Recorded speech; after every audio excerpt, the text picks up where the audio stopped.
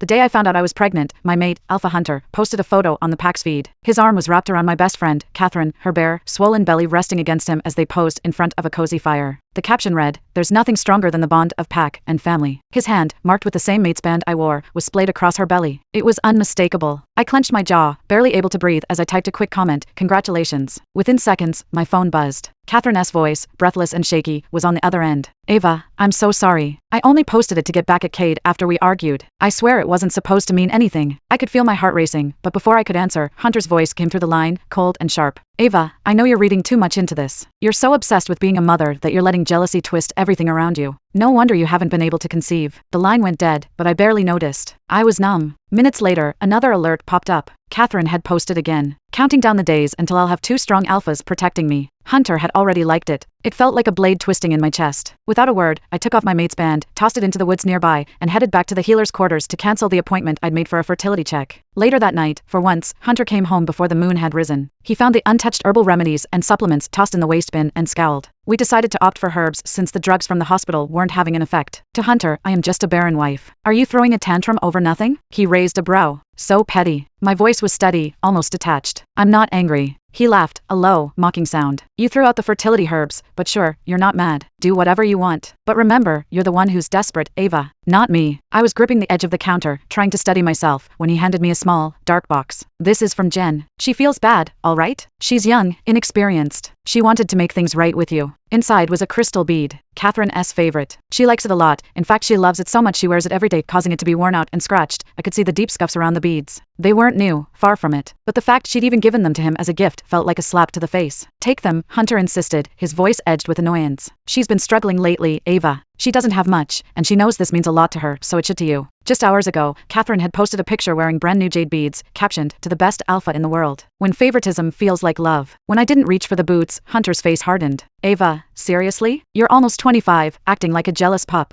You know Catherine has no family, nothing but this pack, and still you treat her like this?" His voice rose in irritation as he tossed the box onto the table, hard enough to make it rattle. I winced as it brushed past my head, catching me on the temple. Hunter's eyes widened, realizing what he'd done. "Ava, I didn't mean, let me see it." I pulled away from his hand, blinking back tears. "I'm fine." Ignoring my protests, he pushed my hand aside, inspecting the bumps starting to form. His face shifted from anger to something almost like worry. "That's not fine. Hold on, I'll get some ice." He was halfway across the room when his phone buzzed, and I watched as his face softened at the name on the screen, Peckles. "Hunter." Catherine's voice came through, fragile, breaking. He stiffened, holding the phone close. "Jen, what's wrong?" I'm scared," she whimpered. "It's just, my stomach hurts. I don't know if it's the baby or..." Hunter's tone softened, and his eyes clouded with worry. "Jen, why didn't you call me sooner? You're supposed to let me know immediately if anything's wrong." Her voice was quiet, unsure. I didn't want to get in between you and Ava. I thought you might need to be with her tonight." Hunter chuckled, warm and reassuring. "Silly girl, there's nothing Ava needs from me that can't wait. Your safety comes first. Send your location. I'm coming." He hung up, turning back to me, irritation flashing again in his eyes. "Did you hear that? Catherine's worried about you, and here you are, acting ridiculous. I'm taking her to the healer. I'll grab ice for you on the way back." "Hunter," I murmured, just as he was reaching for his jacket. He turned, clearly exasperated. "Ava, stop being so needy. This is about 2 lives, hers and the pups.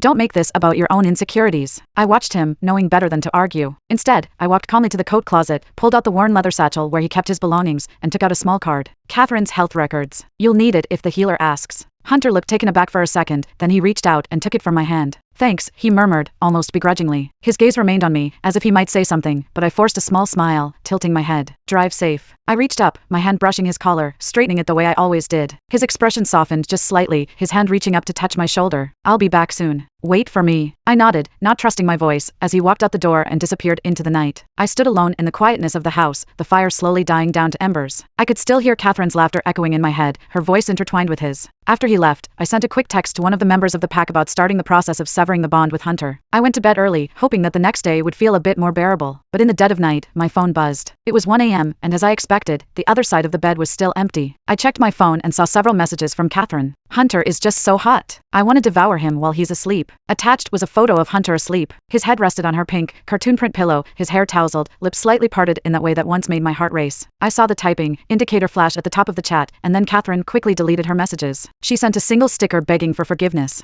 "Oops. Meant to send those to someone else, but accidentally sent them to you. I was just messing around. Don't be mad." Hunter's already knocked out. Maybe she expected me to blow up her phone with furious calls, like I had in the past. But this time, I just blocked her and closed my eyes, too tired of the games to care anymore. By morning, I steeled myself for the mocking glances from the pack. Lately, every breakfast seemed like another round of snickering and whispers behind my back, mostly coming from Catherine and her friends. When Hunter and I were bonded, the pack assumed our connection would bring strength to us both. Instead, I'd found myself shrinking in his shadow, barely holding on while he flaunted his status with Catherine by his side. I entered the dining hall, head down, hoping to slip into my usual spot in the back. But almost immediately, I heard the murmuring. "Look, there she is, Luna Ava," someone snickered. "She doesn't look very Luna-like, does she?" Someone else giggled. "Poor thing, she tries so hard." I pretended not to hear, keeping my gaze down as I slid into my seat. A moment later, Catherine walked in with Hunter by her side. She stumbled, deliberate, no doubt, her face flushed with mock embarrassment. Hunter's arm went out instantly to catch her, pulling her up with ease. She leaned against him, beaming as if he'd just saved her life, and then glanced my way, giving me that same smug grin that had been haunting me lately. Some pack members around me murmured, watching with a mix of shock and amusement. The rest, including a few Omegas, whispered among themselves, speculating about how long the Luna would tolerate being treated like an outsider. It hurt. Even my own friends couldn't look me in the eye anymore, not with the alpha choosing Catherine over me so openly. I straightened, trying to maintain my composure. Just as I pulled out my phone to continue texting, Hunter's deep, authoritative voice called my name. "Ava, come here." I looked up, surprised to see him standing just a few feet away, arms folded, his piercing gaze fixed on me. "We need to talk." Swallowing, I nodded, feeling everyone's eyes on me as I stood and followed him. The whispers grew louder behind me as we entered one of the private alcoves near the hall. Once the door closed, Hunter crossed his arms, his eyes dark and unreadable. "You didn't call me last night. Or even text." "Nothing." I clenched my hands, forcing a calm tone. "Why would I? Catherine was with you, right? You didn't need me." His expression darkened, and in a flash, he grabbed my shoulders, his voice low and seething. "You're my mate, Ava. Don't pretend you're unaffected. I didn't come home, and I don't buy that you're not mad." I shrugged off his hands, taking a step back. "I told you, I'm not mad. If you're choosing her, that's your decision. Just don't expect me to." Before I could finish, his grip tightened. He was silent for a moment, his jaw tense. Then, almost as if catching himself, he let me go. In the sudden release, I stumbled back slightly, catching myself on the table behind me. My fingers brushed against something soft, and when I pulled my hand up, a familiar piece of lace dangled from my fingers. Pink lace. Catherine's. The color drained from Hunter's face. His mouth opened, then closed, as if struggling for an excuse. But I didn't wait. I tossed the bra back onto the table, feeling my voice harden. "If you have nothing else to say, Alpha, I'll be going." He looked as if he wanted to argue, but I turned on my heel, leaving him standing there. Outside, I took a deep breath, trying to swallow the wave of hurt clawing up my chest. This wasn't new. It wasn't even unexpected. But this time, it felt final. I didn't need his excuses or apologies, not anymore. I went back to the main hall, picking up my phone to check for messages from my lawyer. Just as I was about to head out, I heard the familiar rumble of Hunter's voice again. "Ava, get in the car. We'll drop Catherine off first, then we can go to that new place by the lake. Your favorite." I paused, confused. He hadn't invited me out in ages, let alone to one of my favorite spots. Catherine poked her head out from the passenger side, grinning with that same smug look. "Sorry, Ava, I'm hitching a ride again." Without looking at her, I focused on the cab pulling up across the road. "You two go ahead. I've got other plans." The amusement on Catherine's face faltered. She looked between Hunter and me, her eyes narrowing slightly. Hunter's expression turned stormy, but I didn't give him a chance to speak. Instead, I walked around his car and stepped into the cab, feeling his gaze burning into my back as I shut the door. As the cab pulled away, I glanced out the window, taking one last look at the pack house, watching Hunter's stunned face fade into the distance. I wasn't his Luna. I wasn't his anything. But for the first time in ages, I felt a strange sense of relief. I didn't expect Hunter and Catherine to follow me to the pack dining hall.